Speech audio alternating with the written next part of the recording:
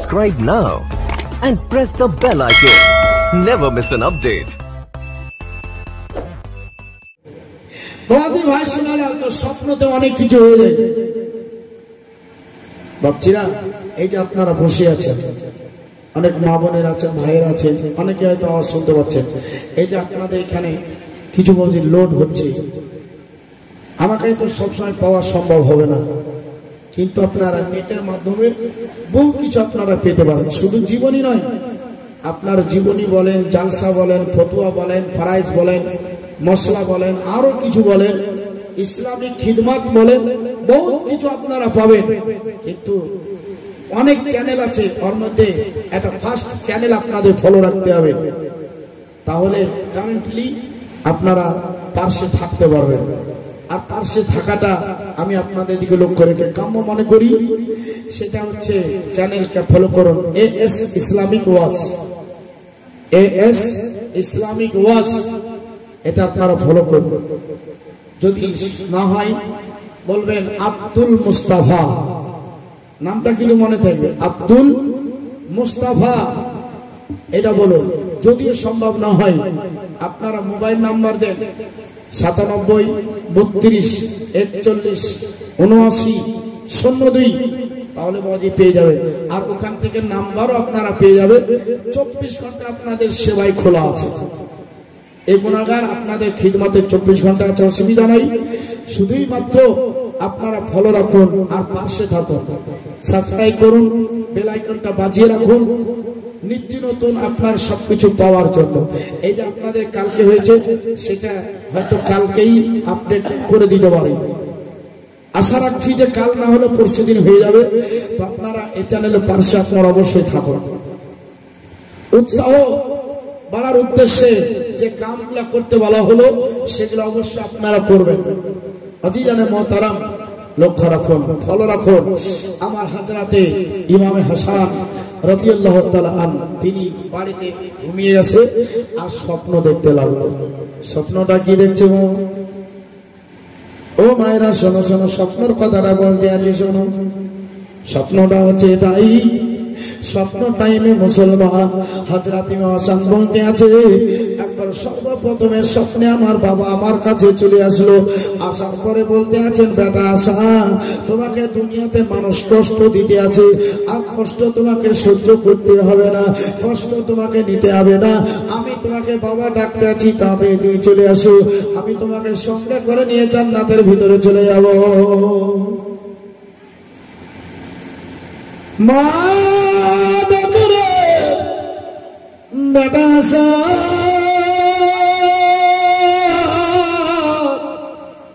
আমি মা তো ভাই ডাকতে আসি।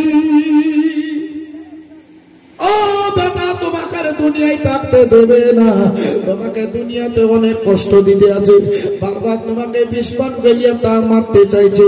বেটা রে, আর দেরি করো না, তাড়াতাড়ি চলে আসো, আমি মা সহ্য করতে পারি না। তোমার জন্য জান্নাতি পালকির ব্যবস্থা করেছি, জান্নাতি পালকিতে তোমাকে তুলে নিয়ে আমি জান্নাতের ভিতরে চলে যাব। ওইদিকে দেখেন একের পর এক সবাই ডাকতে লাগলো, আমার নবী মুস্তাফা ডাকে রে, ও বেটা ইমামে হাসান, দেরি করো না, তাড়াতাড়ি করে নবী আমি ডাকতে আছি, চলে এসো। আমার নবীজি যখন আটকানাইবে বাড়িয়া ডাকতে আসে, হযরত ইমাম হাসান তিনি বলে, আমি হাতের ডাকের সাড়া দিতে গিয়ে আমার চোখটা যখন ছুটে গেল, আমি কি আশ্চর্য স্বপ্ন দেখলাম। আমার গলাখানা একবার হলকুমখানা শুকিয়ে গেছি। আমি তাড়াতাড়ি, আমার পাশে বিবি ছিল, বিবিকে হাতের ইশারা করে বললাম, বিবি রে, তাড়াতাড়ি একটু এক গ্লাস পানির ব্যবস্থা করো। আমার পানিখানা আমাকে কলসি থেকে যখন দেয়, ন্যাকড়াখানা না খুলে মতি পায়রা দিয়েছিলেন। হযরত ইমাম হাসান যখন এক ঢোক পানি পান করে, হযরত ইমাম হাসান বলে, ওই পানিখানা পান না করে আমি বিবিকে বলতে আছেন, বিবি জায়দা, কি এমন তুমি আমায় পানি পান করালে? একবার হলকুম থেকে আর নিচের দিকে যাবে না, মনে হচ্ছে তারপরে ছিঁড়ে ছিঁড়ে কেটে কেটে নামতে আছে রে বিবি। সঙ্গে সঙ্গে বিবি যায় না, ওই গ্লাসটাকে ধরে পাক মেরে দিয়েছিলেন। যখন কুপিটা জ্বালিয়ে দেখা হলো, লালটনটা জ্বালিয়ে দেখা হলো, তৈরের জন্য জহর বিষ দেখতে পাওয়া গেল। সঙ্গে সঙ্গে একটা ধরে নিয়ে বলছেন স্বামী, আমি আপনাকে জেনে শুনে বিষ পান করাইনি, আমি জানি না যাদের মধ্যে এইরকম অবস্থা। আমাকে আল্লাহর ওয়াস্তে আপনি ক্ষমা করে দেবেন, আপনি আমাকে সন্দেহ করবেন না। হযরত ইমাম হাসান বলতে আছেন, বিবি রে, আমি তোমাকে সন্দেহ করি না, আমি তোমাকে সন্দেহ করি না। বিবি চাই না, খোদার কসম করে বলতে আছি, যতক্ষণ পর্যন্ত তোমাকে জান্নাতের ভিতরে প্রবেশ না করাবে, আমি জান্নাতের দরজায় পা রাখবো না রে বিবি। তুমি চিন্তা করো না, মনটা খারাপ করো না। তবে আর সময় নাই, আমার যতটা চলে যাচ্ছে মনে হচ্ছে কলেজা চিনে চিনে পেটে পেটে সব নষ্ট হয়ে যাবে, এইরকম মনে হচ্ছে রে বিবি। একবার শ্বাসটা তাড়াতাড়ি বন্ধ হয়ে যাওয়ার মতন হয়ে গেছে। আমার ভাই কাজকে খবর করে দাও, মনে হচ্ছে দুনিয়াতে আমি বেশিক্ষণ দুনিয়াতে বাঁচবো না। তাড়াতাড়ি বিবি যায় না, খবর করলে ইমাম হাসান দেখেন ছুটে চলে আসলো। আসার পরে নিজের বাহুতে নিয়ে বাহু ধরে আছে, বলতে আছে, ভাই আপনার কে অবস্থা এরকম করলে বলো? বলছে যেই করুক না কেন, আমি আল্লাহর ওয়াস্তে তাকে ক্ষমা করে দিয়েছি, তুমিও তাকে ক্ষমা করে দাও। হযরত ইমাম হুসাইন বলতে আছে, ভাই আপনাকে এখন নবীর রওজায় দিয়ে যাই। ইমাম হাসান বলছেন, আমার কিন্তু আর হাতে সময় নাই। তাই দেখেন গোটা গোটা রক্ত মুখ দিয়ে উঠতেছিল, সাদা সাদা জামা তাদের রক্তে লাল লাল হয়ে গেল। আমার বাপজি ভাইরা এত লাল লাল হয়েছে, তাদের কোনোটা পোশাকার সাদা সাদা ছিল না। হযরত ইমাম হাসানের আস্তে আস্তে করে শরীরটা সবুজ বর্ণের হয়ে যায়।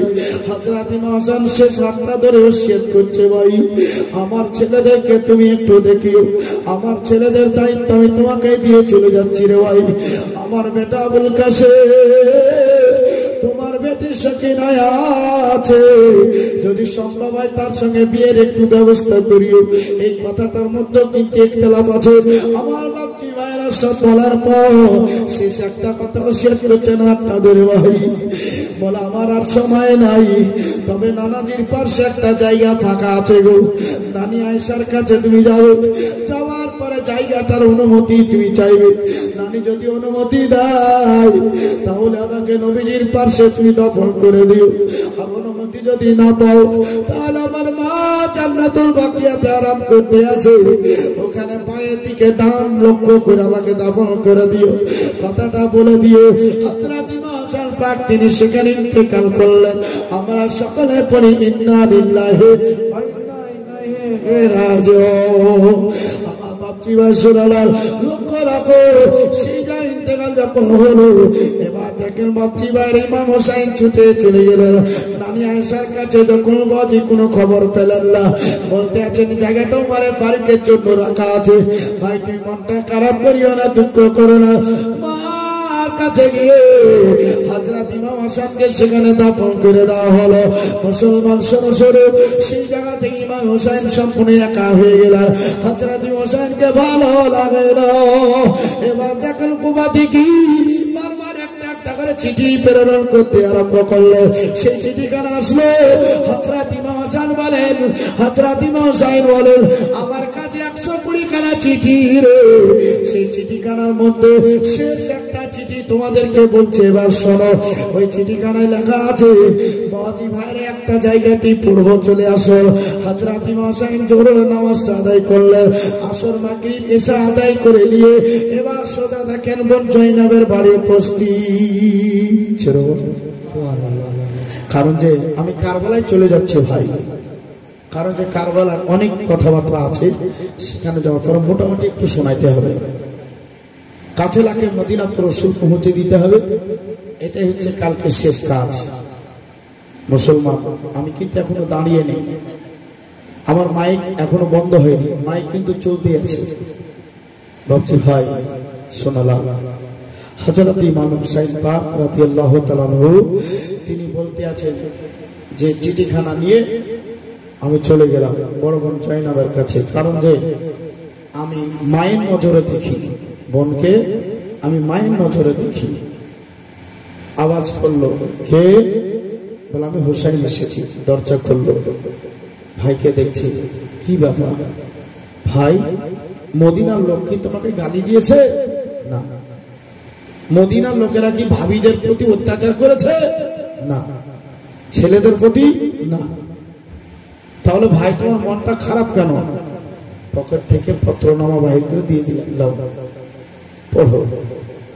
জাইনাব বলছেন আমি সাত করে দিলাম। কারণ যে আগে পত্রনামা আসতো, আগে চিঠি ছিল না, পত্রনামা। বাজি এইভাবে জোড়ে জোড়ে পত্রনামা, ওই আপনার কাপড়ের উপরে লেখা থাকতো, মোটা কাগজের উপরে লেখা থাকতো। ভাবছি ভাই এখন তো সবকিছু উঠে গিয়েছে, যে পত্রনামা কার কাছে পৌঁছানো হলো? বড় বোন জাইনাবের কাছে। তো জাইনাব বলছেন আমি পত্রখানা সাত করে পড়তে শুরু করে দিলাম। ওই জায়গায় লেখা আছে, ইমাম হুসাইন গো, তোমাকে আমরা সবচাইতে বেশি ভালোবাসি, মহব্বত করি। তুমি যদি না আসো কোপা শহরে, তাহলে আমাদের হাতে একটা একটা করে ছোরা আছে, এই ছোরা দিয়ে নিজের গলা কেটে খুদকাশি করে মারা যাবো। হুসাইন গো, নবী যদি জিজ্ঞাসা করে কালকে আমাদের মাঠে, তোমায় জবাব দিতে হবে। হুসাইন বলছে আশ্চর্য কথা, আমি যদি না যাই তোরা মারা যাবে, এর জন্য আমাকে হিসাব দিতে হবে। আচ্ছা বোন বলো তো কি করা যায়? আচ্ছা ওটার ফাইসালা পরে হবে, আগে ফুলপাড়ার মানুষ দেখি রাজি আছে কিনা, আরো কি আছে একটু পড়ালো, ওটা আগে শোনাই দিই। মানুষ বসে আছে, চটচট করে চিঠিখানা শোনাই দিই। আপনাদের চিঠি তো হচ্ছে ভালোবাসার চিঠি নাকি? তোমাকে আমি ভালোবাসি, তোমায় ছাড়া থাকতে পারো, এটাই তো আপনাদের কথা না? কিন্তু এদের কথা অন্য সিস্টেম। বলছে হুসাইন তোমাকে ছাড়া থাকতে পারি না, ভালো এত ভালোবাসি, মহব্বত করি, জান দিয়ে দিব। নবী জিজ্ঞাসা করলে উত্তর তোমাকে দিতে হবে। হুসাইন বলছে আশ্চর্য কথা। বরং দ্বিতীয় কথা কি লেখা আছে বলো? ওই জায়গায় লেখা আছে, আমরা তোমাকে এত ভালোবাসি রে, মদিনা ছেড়ে তুমি যদি কুবার দিকে না আসো, আমরা কুফা থেকে যদি মদিনার দিকে ধাপাইত হয়, মদিনায় যত যুবতী নারী আছে রে, এদের সঙ্গে হারাম কাজ করি, হারাম লুৎফাই জারত সন্তান পয়দা করে দেব। হুসাইন যদি রাজি থাকো তাহলে মদিনা তোমাকে ছাড়তে হবে না। এই কথাটা পরে জাইনাব বলতে আছেন। আবার তৃতীয় লাইনে কি আছে পড়ি, হুসাইন গো আমরা তোমাকে ভালোবাসি, মদিনা ছেড়ে যদি না আসো, আমরা কুফা থেকে যদি মদিনায় ঢুকে যাই, যত গর্ভবতী নারী আছে এদের গর্ভে লাথি মেরে মেরে তাদের সন্তানগুলোকে নষ্ট করে দেব। যদি তারা আমাদের বাধা সৃষ্টি করে, তাহলে আমরা তলোয়ার দিয়ে তাদের মাথাকে শরীর থেকে উড়িয়ে দিব, একবার রক্তের বন্যা বইয়ে দেব। হুসাইন রাজি থাকলার মদিনা তোমাকে ছাড়তে হবে না। জাইনাব বলতে আছেন ভাই, ইমাম হুসাইন বলছেন বল রে, এবার আমি করি কি উপায়? আমার জন্য যখন কুফা পাগল হয়ে গেছে, আমার রক্তের গ্রুপের সঙ্গে যখন রক্তের গ্রুপ মিল আছে, অতএব আমি তোমাকেই বলার জন্য এসেছি, আমার বউ বাইনা বেটি যা আছে সবাইকে তুমি বুঝিয়া রেখে নিও, আমি এখনই মদিনা ছেড়ে চলে যাচ্ছি। বলছে না না না, তোমাকে এখন মদিনা ছেড়ে যেতে হবে না, কারণ যে নানাজি জুম্মার দিনে যেই বাসনটা দিয়েছিল, সেই বাসনটা আমি কিছু নোট করে রেখেছি বলে খাতাখানা বাহির করে নিয়ে এবার লম্বা লিস্ট দেখেন পড়তে আরম্ভ করলেন। ওই জায়গাতে আমার নবী 450টা নাম বলেছিলেন, তাই 450টা নাম ওখানে লেখা আছে। ওর মধ্যে হযরত আলী আল মুর্তজার বেটা 8টা নাম পাওয়া গেল, আর 2টা বেটির নাম পাওয়া গেল, ভাগনা বাগনা ভাতিজাদের নাম পাওয়া গেছে। হযরত আলী আল মুর্তজার 9টা বেটার নাম পাওয়া গেছে। জোরে বলুন, এতগুলো নাম পাওয়া গেছে। মুসলমান এরা সবাই কিন্তু সেই জায়গায় যাবে। নবী আমার বলেছিলেন, কি বলেছিলেন? ওখানে কিন্তু জাইনাব নোট করে রেখেছে। বাবাজি ভাইরা, লেখা আছে 60 হিজরি শাবান মাসের 2 তারিখ এশার নামাজের পরে ইমাম হুসাইনের কাফেলা কুফার দিকে রওনা হবে। জোরে বলুন সুবহানাল্লাহ। 61 হিজরি মুহররম মাসের 3 তারিখ কারবালার মাঠে হযরত ইমাম হুসাইনের কাফেলা পৌঁছে যাবে। জোরে বলুন সুবহানাল্লাহ। কতটা কিভাবে রদবদল সব লেখা আছে কিতাবের মধ্যে, পাই টু পাই লেখা আছে। কাফেলা কে পরিচালিত করবে, এই কাফেলাকে কে সহযোগিতা করবে, কে উৎসাহ দিবে? সবারই নাম লেখা আছে, সময় সব। তাই বাবাজি ভাইরা সোজা সোজা চলে যাচ্ছে, বেকারটার হার যাব না। বাপজি ভাই শোনালাল হযরত ইমাম হুসাইন পাক তিনি বলতে আছেন যে যখন শাবান মাসের 2 তারিখ বলছে, ভাই এখনো তো শাবানের চাঁদই উঠেনি। ইমাম হুসাইন শাবান মাসের 5 তারিখে জন্ম নিয়েছে, আর 2 তারিখে দেখেন চলে যাবে। হযরত ইমাম হুসাইন বলেন, ফজরের যখন টাইম হয়ে গেল, আচ্ছা বাবাজি বলেন তো ফজরের টাইমে বাবাজি মারা মসজিদ আগে মুয়াজ্জিন যায় নাকি মুসাল্লি? মসজিদ আগে কে যায়? মুয়াজ্জিন যায়। কিসের জন্য যায়? নামাজীদেরকে জাগাবার উদ্দেশ্যে। কি নামাজি মুয়াজ্জিন যায় খাবার জন্য না, নামাজীদেরকে জাগাবার উদ্দেশ্যে যায়। চলে গেল, একবার ওযু করে নিল, যতই ঠান্ডা হোক আর যতই বর্ষা হোক, মুয়াজ্জিনের সহজে মসজিদ কাজা হয় না, কিন্তু মুসল্লির কাজা হয়ে যায়। মুসল্লি ঠিক আছে, পিট পিট পিট পিট করে ম্যাগ হয়েছে, জানতে গেলে জামা ভিজা যাবে, তো চায়ের দোকানে বসে থাকি চুপচাপ, আপনি দেখছি পরে হবে, যাবো একটা চাঁদা খাই, বলেন না বলেন না। কিন্তু মুয়াজ্জিনের তাতার হবে না, ঝড় বর্ষা যাই হোক, বলছে আমি যদি না যেত মসজিদে আজান হবে না।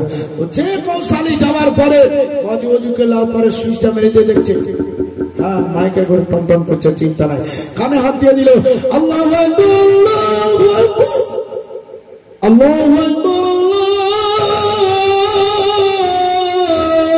আকবার। আজি জানা মহতারা, কারণ যে গলাটা ভারী আছে তার জন্য বাজে টানা সম্ভব হচ্ছে না।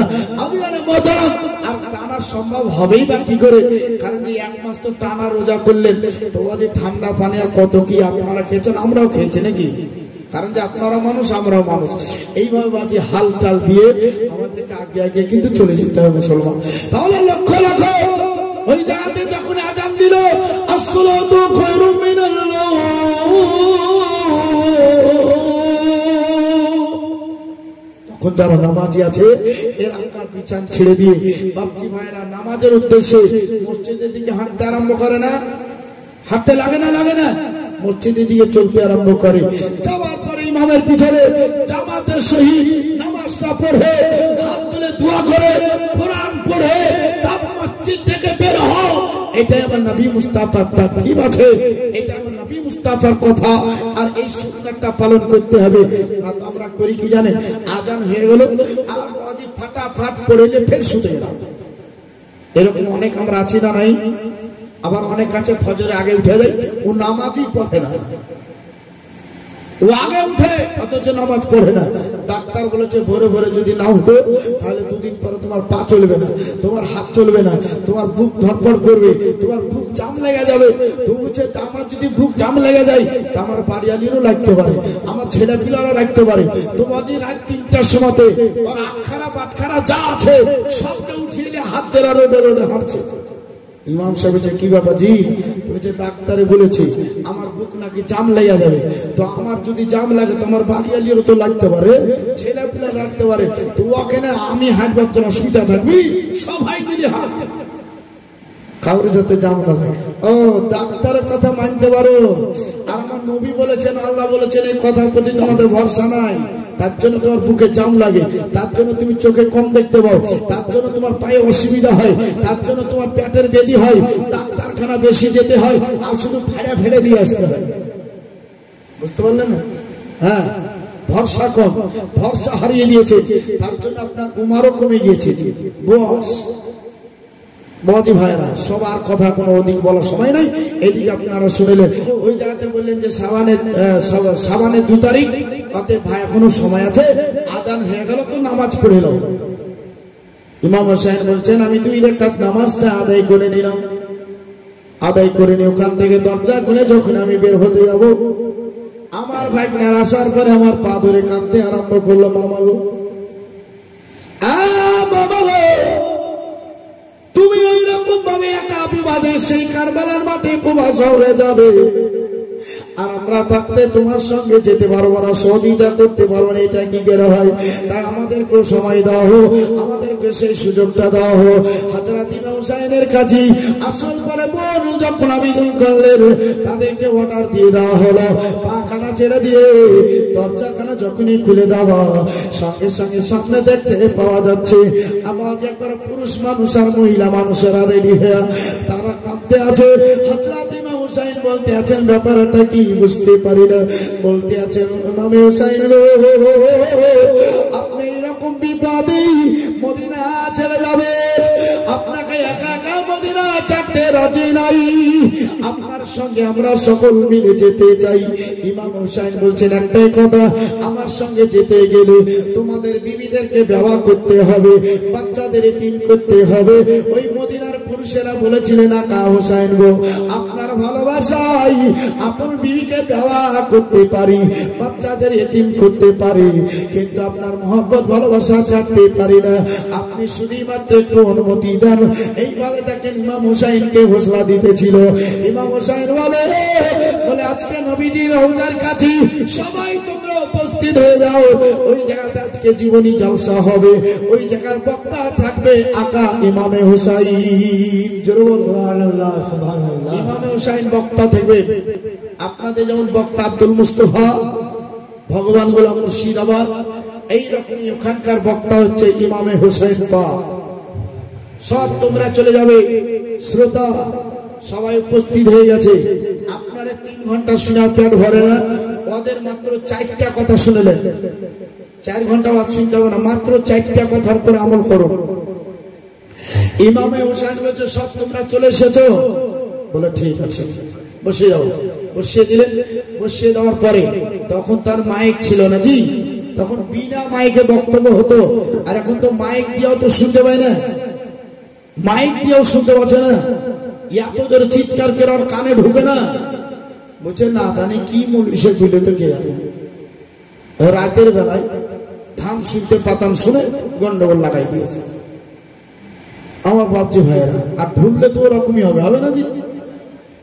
বলছে সুদ খাওয়া হারাম, তো শুনে নিচ্ছে দুধ খাওয়া হারাম, তো ভেজাল তো লাগবে, লাগবে না? চরম ভেজাল লাগবে। হযরত ইমাম হুসাইন পাক রাদিয়াল্লাহু তাআলা আনহু তিনি বলছে আমার 4টা কথা শুনো। 4টা কথা কি? 1 নম্বর কথা আছে তোমাদের বাড়িতে যার যার বাড়িতে যানবাহন আছে, যানবাহন তোমরা এখানে জমা করে দাও। যার যার বাড়িতে মশক আছে, মশক তোমরা জমা করে দাও, মানে পানি আটকার মশক। জান আমাদের বালতি কলসি আছে কিনা এইরকম চামড়ার মশক, আপনারা অনেকে বিদেশে যারা যান তারা দেখেছেন। চামড়ার মশক যার যার আছে জমা করে দাও। যার যার বাড়িতে টাকা আছে, যে যতটা পারবে টাকা দান করো। আর যদি তোমাদের বাড়িতে হাতিয়ার থাকে তো হাতিয়ার গুলো জমা করো। এই 4টা কথা। তো ওখানে যে যা পেরেছে টাকা দিয়ে দিয়েছে। আপনারা যে যা পেরেছেন টাকা সবাই দিয়েছেন কি? সবাই দিয়ে দিয়েছেন? সবাই দিয়েছেন, হাত তোলেন তো দেখি একবার। সবাই দিয়েছেন, দেননি? তো ওখানে যে যা পারলো দিয়ে দিল। কে 10 টাকা দিল, কে 100 দিল, কে 1000, কে 2000, কে 5000। তো ওই রকম ইমামে হুসাইনকে সবাই সহযোগিতা করলো। তো এই মসজিদকে আপনারা যে যা পারবেন সহযোগিতা করতে পারেন না? পারেন না? পারেন না? পারেন? তা আপনি যা পারবেন 10, 20, 50, 100 যা পারবেন ওই টাকার সঙ্গে আমি সামিল করে এবার আমি কারবালার মাঠে ঢুকবো, একটু দেন, চট করে দিয়ে দেন। আপনি 10 পারেন, 100 পারেন, 50 পারেন, 5000 পারেন, সেটা আপনার ব্যাপার। একটু আমার হাতে হ্যান্ড টু হ্যান্ড একটু তাড়াতাড়ি। আপনার কমিটির একজন উঠো তো। ওই জি, ওই কমিটির কয় আমি, আরে নাম বেলাল, বেলাল, বেলাল, ও বেলাল, कहाँ है जी बेलाल?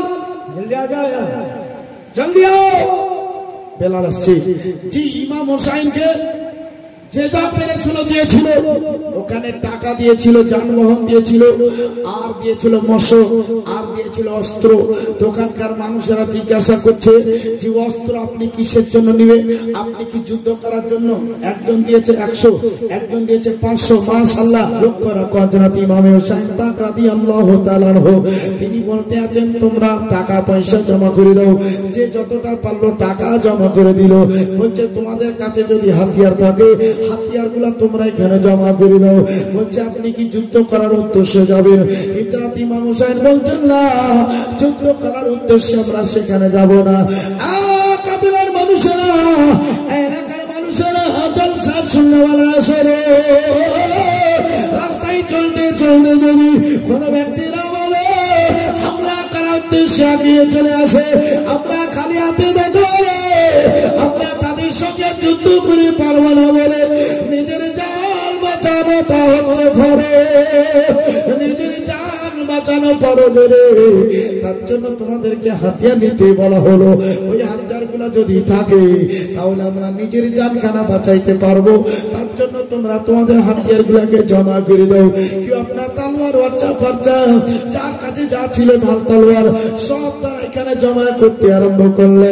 শাবান মাসে 2 তারিখ, এবার দেখেন এশার টাইম খানা বাজি চলে আসবে। মাগরিবে নামাজ পড়ে নবীজি দরবারে উপস্থিত হয়ে গেছে। ওখানে তো দরুদ চলছিল, মুহাব্বতে তারা পড়তেছিল।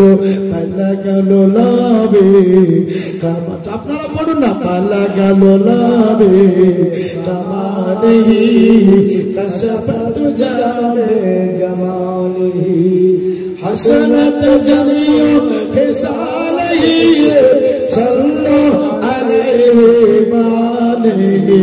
এইভাবে তারা দরুদ সেখানে পড়তে পড়তে মাগরিবি নামাজটা পড়া হয়ে গেল। মাগরিবি নামাজটা পড়ে আমার নবীজি রওজার কাছে দাঁড়িয়ে দাঁড়িয়ে আমার নবীজি কি বলতে আছেন, ও গো দয়ার নানা যা, ও গো সানমারে মদিনা, ও গো দয়ার নানা যা, ও গো সানমারে মদিনা, তোমার হুসাইন হলো এই চিকান মালাই রবানা। ভাইজান ইমাম হাসান, ভাইজান ইমাম হাসান, সে তো আমার জানের জান, সে তো চলে গিয়েছে, একা আর ভালো লাগে না। ও গো দয়ার নানা যা, ও গো সনমরে মদিনা। নবীজি রওজার কাছে ইমামে হুসাইন সবকে নিয়ে দোয়া করে আমার বাপজি ভাইরা সেখান থেকে আখেরি সালাম করলেন। আখেরি সালাম লাও ওহেনা না যান, তোমাকে ছেড়ে চলে যাই কারবালার ময়দান। এই কারবালার ময়দানের দিকে হযরত ইমাম হুসাইন রওনা হতে সেবার চলে যায় বাপজি। এবার দেখেন, দেখো বলে রাখো সবকে এইভাবে জিয়ারত করতে করতে আপনার মায়ের রওজার কাছে উপস্থিত হয়ে গেল, মার কবরের কাছে উপস্থিত হয়ে গেল। বলতে আছে তোমা হুসাইন বাঁচাতে দিয়ে কারবালায় হবে কোরবানি, মা ফাতেমা জাননে। তোমা হুসাইন বাঁচাতে দিয়ে কারবালায় হবে কোরবানি, মা ফাতেমা জাননে। মায়ের জালি ধরে, মায়ের রাজার জল ধরে ইমাম হোসেনকে দেখেন বলে তোমার হুসাইন কেঁদে কেঁদে বলে, একটু মহব্বত বলুন তো সুবহানাল্লাহ। মায়ের রাজার জালি ধরে ইমাম হোসেনকে কেঁদে বলে, বিদায় দাও মা জননী, কারবালা যাচ্ছি চলে, কারবালা যাচ্ছি চলে। বিদায় দিতে মা ফাতেমা, বিদায় দিতে মা ফাতেমা, বয়ে যায় চোখের পানি, মা ফাতেমা জাননে। তোমার হুসাইন বাঁচাতে দিন কারবালায় হবে কোরবানি, মা ফাতেমা জাননে। সুবহানাল্লাহ। আপনাদের সম্মুখে বলবো আমার নবী মুস্তাফা সাল্লাল্লাহু তাআলা আলাইহি ওয়াসাল্লাম তো তসিফ দিকে লোক করে কি যে কথা কান আপনাদের সম্মুখে বলতেছিলাম। মুসলমান শোনো শোনো, আমার নবী মুস্তাফার রওজা হযরত ইমাম হুসাইন বাপ তিনি বলে, এবার দেখুন সবকিছু রেডি করেছি, আমার কাফেলা রেডি হয়ে গেছে, আমার কাফেলা 8টা ভাই আমার সঙ্গে যুক্ত হয়ে গেছে। তাদের নামটা কি কি যদি 100 টাকা করে টাকা দাও তাহলে বলে দিব, 100 টাকা টাকা দিলে বলবো, কিন্তু লোক তো নাই যে কার কাছে 100 টাকা করে নেবো, জি সেরকম তার কেউ নাই। মুসলমান লক্ষ্য অবশ্যই রাখি। আর মাত্র 2-1 মিনিট আলোচনা আপনাদের দিয়ে শুনে শেষ করে দেবো। কারণ যে 8টা ব্যাটার ছিল তাদের নাম কি আপনারা তাড়াতাড়ি ঘন্টি শুরু করে দেন। প্রথম যে ছেলেটা ছিল এর নাম হচ্ছে আবু বকর ইবনে আলী, উসমান ইবনে আলী, ওমর ইবনে আলী, আলী ইবনে আলী, মোহাম্মদ ইবনে আলী, তাহের ইবনে আলী, আব্বাস ইবনে আলী, মোহাম্মদ ইবনে আলী, হুসাইন ইবনে আলী। বলুন সুবহানাল্লাহ। মাতা বেটা হযরত আলী। বৌদি ভাইরা সঙ্গে প্রথমে আছে আবু বকর আর পিছনে আছে আব্বাস। এই বাজে আছে, মাঝখানে থাকবে ইমামে হুসাইন পাক। একবারে কাফেলা 40টা বাজি উঠে রেডি হয়ে গেছে। কেউ বলছেন তারও বেশি উঠছিল। একবারে শাবান মাসের 2 তারিখ এশার নামাজটা পড়ে আপনারা সবাই রওনা হয়ে গেছে। বাপজি ভাই চলতে শুরু করবে তো বলতে আছে আব্বাস তুমি এবার হুইসেলটা মেরে দাও, তাহলে কাফেলা সম্মুখে আগাইতে আরম্ভ করুন। আব্বাস সালামদার তিনি বলেন আমি হুইসেলটা মারছি, আল্লাহু আকবার আল্লাহু আকবার। যখনই হুইসেলটা মারলো বাজি পতাকা লুড়িয়ে দেওয়া হলো। রাত্রে এশার নামাজটা পড়ে এবার দেখেন কাফেলা চলতে আরম্ভ করলো। সামনে চলতে চলতে হযরত ইমাম হুসাইনের একটা কথা মনে পড়ে গেল। হযরত ইমাম হুসাইন বলছেন কাফেলা কেন রুখতে হবে? ওই জায়গায় বলতে আছে হাইয়া আলাস সালাহ,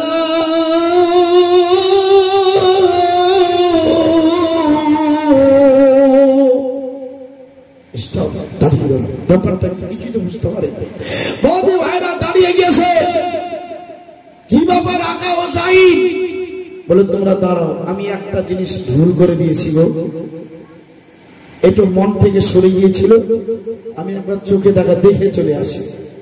কি বলছে? আমার একটা বেটি আছে, লাডরা বেটি, অসুস্থ বেটি, যার নাম হচ্ছে সুগ্রা। একে দেখাই হয়নি, আমি চলে এসেছি। সকালবেলা যখন হবে না তো যখন দেখতে পাবে না, কত মদিনার গলি গলি কেঁদে বেড়াবে। নবীজি যদি আমাকে জিজ্ঞাসা করে নানা বললে আমি উত্তর কিভাবে দিব? তোমরা একটু দাঁড়াও, আমি চট করে যাই দেখা করে চলে আসি।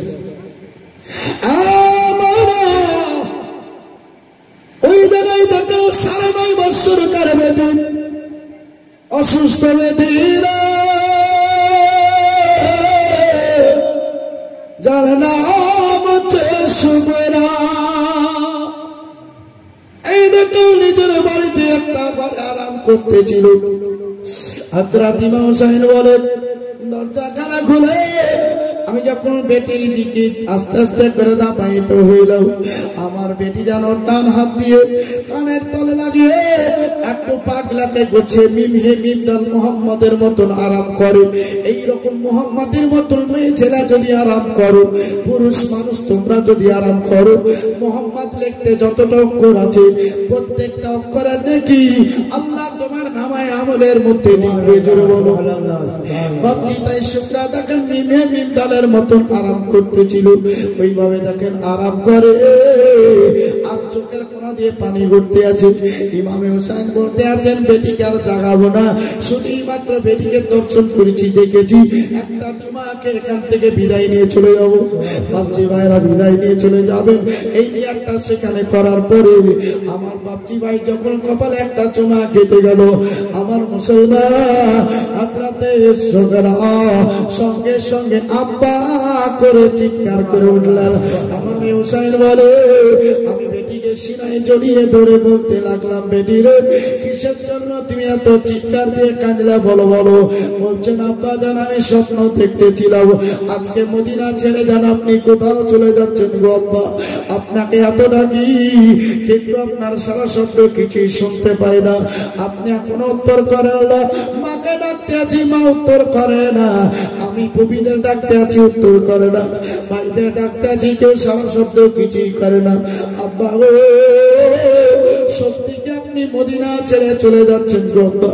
হযরত ইমাম হুসাইন বলে আমি আর কি মুখে জবাব দিয়ে বলবো। তাই বেটিটাকে বাউ করে আস্তে আস্তে করে আমি নিয়ে বাইরে চলে আসলাম। ওই দেখ বেটি রে সামনে যে কাফেলা কারা দেখতে পাচ্ছ ওটাই হচ্ছে আমাদের কাফেলা, ওটা আমরা কোপার দিকে রওনা হয়ে যাচ্ছি রে বেটি। যদি কালকার খবর ভালো থাকে 2 মাস পরে তোমার তোমার ভাই আলী আকবরকে পাঠিয়ে নিয়ে যাবো, চিন্তা করো না।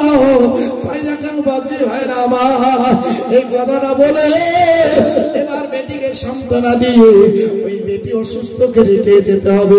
তাই দেখেন নবী মুস্তাফার পাঁচতম বিবি উম্মাহাতুল মুমিনিন, প্রত্যেকটা মুমিনের মা আমার নবীজি আজকে নওয়াজ হযরত ইমাম হুসাইন বলেন পাঁচতম নানি উম্মে সালমাকে ডাকার পরে বললেন, নানি গো এই শুকরাকে তোমার দায়িত্ব দিয়ে দেওয়া হলো। মোহাম্মদ হানিফ পানওয়ানকে দেখি বলছে তোমার দায়িত্ব দিয়ে দেওয়া হলো। ইমাম হুসাইনের সঙ্গে যাওয়ার জন্য আর্জি করেছিল, বলছেন ভাই রে আজ যদি তুমি আমার সঙ্গে চলে যাও তাহলে মদিনার হামলাটাকে রক্ষা করবে। তাই মদিনাকে রক্ষা করার জন্য মোহাম্মদ হানিফ পালওয়ানের দরকার হবে।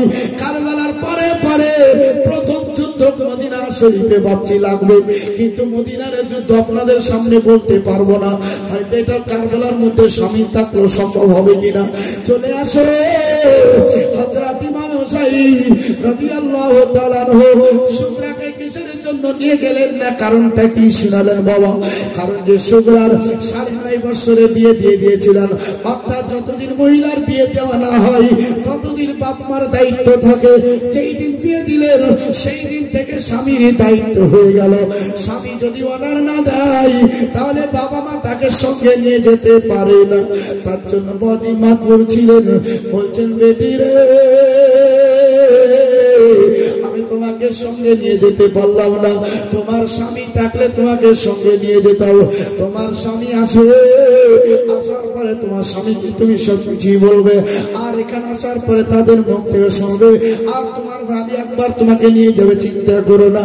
কিন্তু মদিনার গলি গলি কতই না শুকরা চোখের পানি ঝরিয়ে ঝরিয়ে কেঁদেছিল।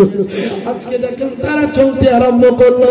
দেখেন মক্কাতে যখন যায়, মক্কা লোকের আটক করেছিলেন বাপ্তি ভাইয়ের, আবার মক্কা লোকের আটক করার পরই সেই জায়গাতে বললেন ভাই গো আপনাকে এখান থেকে আমরা যেতে দিব, এখানে নবীর জন্মস্থান, নবী এখন আরাম করছেন মদিনাতুর রাসূল। আমার নবীর ভালোবাসা প্রথম জায়গা হচ্ছে মক্কা, প্রথম ভালোবাসার জায়গা হচ্ছে আল্লাহর ঘর কাবা। এখানকার মানুষেরা আগে নবীকে ভালোবেসেছিল, তাই আপনাকে নবীর দিক দিয়ে আমরা ভালোবাসি, আপনাকে বেশি মহব্বত করি। আর নবীর ভালোবাসা আপনি যাকে বেশি পছন্দ করবেন তাকে আপনি আগে কোপা শহরে পাঠান, সেখান থেকে যদি খবরটা ভালো হয় তাহলে আপনাকে এখান থেকে আমরা বিদায় করে দেব, তার আগে আপনাকে কোপা শহরে যেতে দেব না। ও বাপজি ভাইরা বাবা, তাই দেখেন দোকান থেকে 3 জন ব্যক্তিকে প্রেরণ করা হলো। এরা সেখান থেকে যখনই চিঠিখানা পাঠিয়ে দেবে ইমামে হুসাইন সেখানে পৌঁছে যাবে বাপজি।